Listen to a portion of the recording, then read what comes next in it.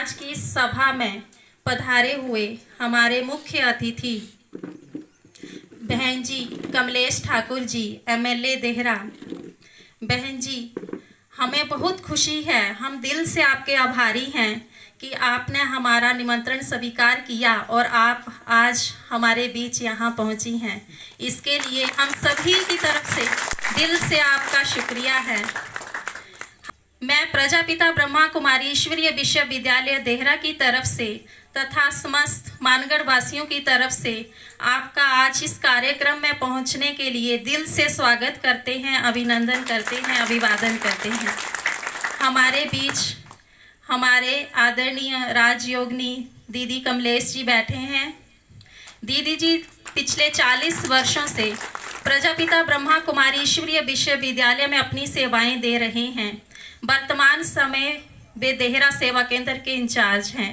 दीदी जी, आपका भी इस सभा में स्वागत है, स्वागत है, स्वागत है।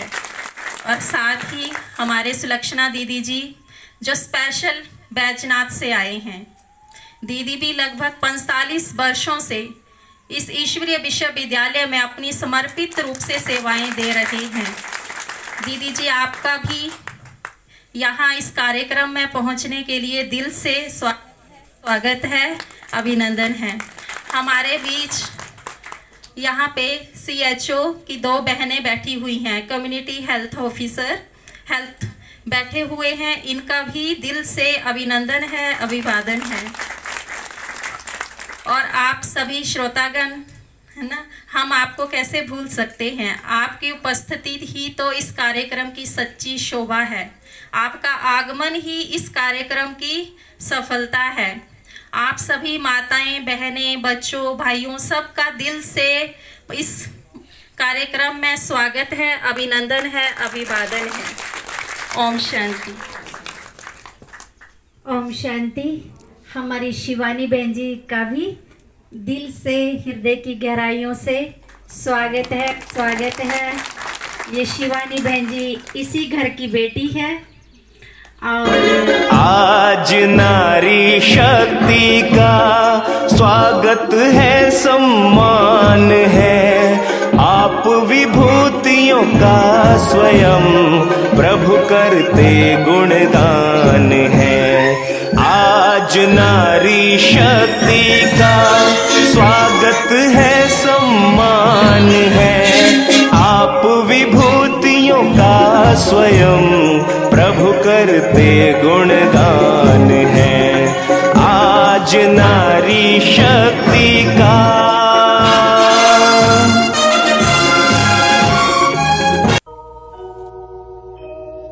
ज्योत जगाओ,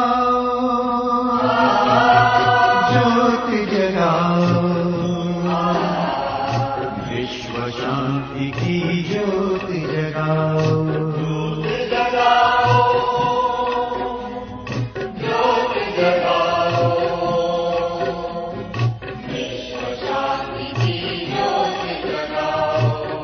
धरती से अशांति का अंधकार मिटाओ,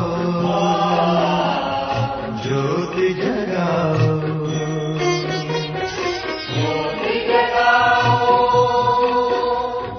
ज्योति जगाओ।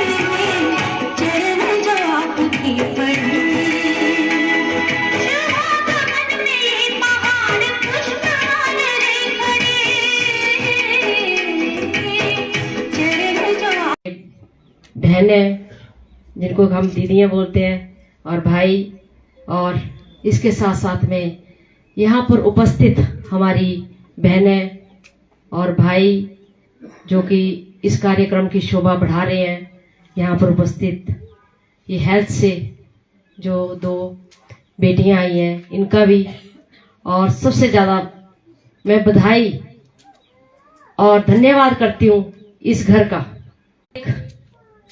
जहाँ पर इतना बड़ा भगवान का आयोजन, जो हमेशा मैं अभी पूछ रही थी, बता रहे थे मेरे को दीदी कि यहाँ पर जो आयोजन हमेशा होता रहता है, यहाँ मेडिटेशन होता है और कोई भी हमारा कार्यक्रम जो है इस घर में होता है, तो ये जगह, घर तो ये जगह ही, और उससे ज्यादा भाग्यशाली इस घर के जो हमारे भाई बहन है, उनसे ज्यादा भाग्यशाली कौन हो सकता है, जहाँ पर इतनी बड़ी शक्ति, शिव शक्ति, ब्रह्म कुमारी द्वारा जो कार्यक्रम जिसका भजन कीर्तन जो है वो यहाँ पे मेडिटेशन संबोधन चला हुआ देख सकते होता है। तो मैं चाहूंगी भगवान ऐसा, जन्म तो सबको देता भगवान, पर कर्म सबको दे, ऐसा कर्म मिलना आजकल के कलयुग के भयंकर समय में। मैं तो आपकी धन्यवाद दी हूँ, मैं थोड़ी क्षमा भी चाहती हूँ कि मैं शॉर्ट टाइम के लिए आई, अगर मुझे पता होता तो मैं पहले 2 प्रोग्राम ना देती, इससे बढ़िया समय और कब था हमारे पास कि कम से कम जहां पर शांति, आध्यात्मिक शांति है। आज का दौर जो है आप सब जानते हैं, अगर हम किसी इंसान से पूछे 2 चीजें होती हैं कि मैं टेंशन में हूं, मैं बिजी हूं, 2 ही चीजें। आज हम छोटे छोटे बच्चों से पूछते हैं, कोई बात करते हैं, कहते हैं मेरे से बात कम करो, मैं टेंशन में हूं पहले। तो क्या है ये जो वातावरण चला हुआ है किसी चीज का, कलयुग का जो संयोग बना हुआ है, उसके कारण है। तो हमें भगवान ने कोई ना कोई माध्यम भेजा हुआ है कि जब हम जन्म लेते हैं तो हम भगवान से बड़े वादे करके आते हैं कि जैसे हमें बस आपके सिवाय हमारा कोई नहीं है, जैसे जैसे हम इस संसारिक जंजाल में फंसते जाते हैं और उसके बाद हमारा रवैया ही कुछ और होता है, चाहे मैं हूं चाहे कोई और है, आप सब। पर हम ये भी नहीं नकार सकते कि ये जो धरती है, हमारे भाई साहब ने भी बताया कि भारत एक ऐसा देश है जो कि सोने की चिड़िया के साथ साथ अध्यात्म का केंद्र है। हम देखते हैं जैसे कि हम कहीं भी जाते हैं, आप जैसे माउंट आबू जाते होंगे या कहीं हम किसी और भी धार्मिक स्थान में जाते हैं, चाहे हमारे तो हिमाचल जो है देवी देवताओं का घर है, स्थान है, तो हम बोलते कि फॉरेनर आए हुए, कुछ तो है हमारे पास। क्यों आते हैं वो? कोई वो जंगल और ये देखने नहीं आते, जंगल तो उनको कई जगह मिल जाएंगे, पानी की नदियां कई जगह मिल जाएंगी, समुद्र भी मिल जाएंगे, पर जो मानसिक शांति है उसको ढूंढते हुए वो पाश्चात्य कल्चर को छोड़कर यहां पर हमारे भारत में आते हैं। भारत जो है, मैं आपको बताना चाहती हूं कि एक बारी जनेवा में कोई सम्मेलन हो रहा था, धार्मिक सम्मेलन, और वहां हमारे स्वामी विवेकानंद जी महागुरु वहां पर उपस्थित थे, और हमारी धार्मिक ग्रंथ गीता, जिससे हमारे संसार की उत्पत्ति होती है,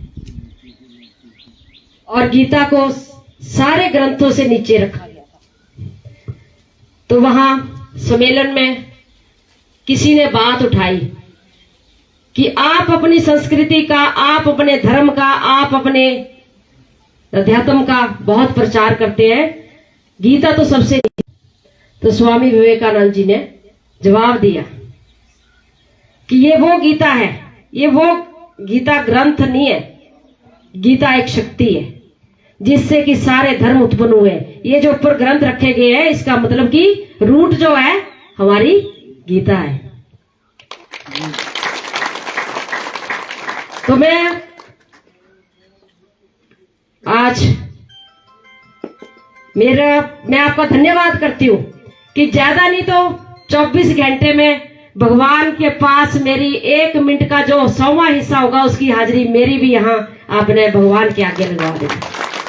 क्योंकि आप जानते हैं कि हम दिन में, मैं तो जो सच्चाई है उसको छुपाना क्या, हम दिन में अगर 100 बारी बात करते हैं तो उसमें 90% तो हम झूठ बोलते हैं। खासकर मैं अपनी गवाही देती हूँ, हम झूठ भी बोलते हैं।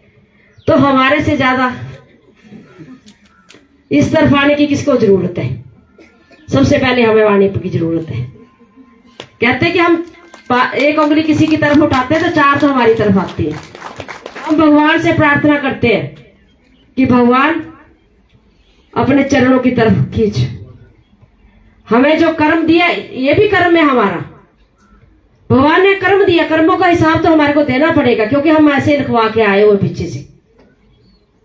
कहते तपो राज राजो नरक।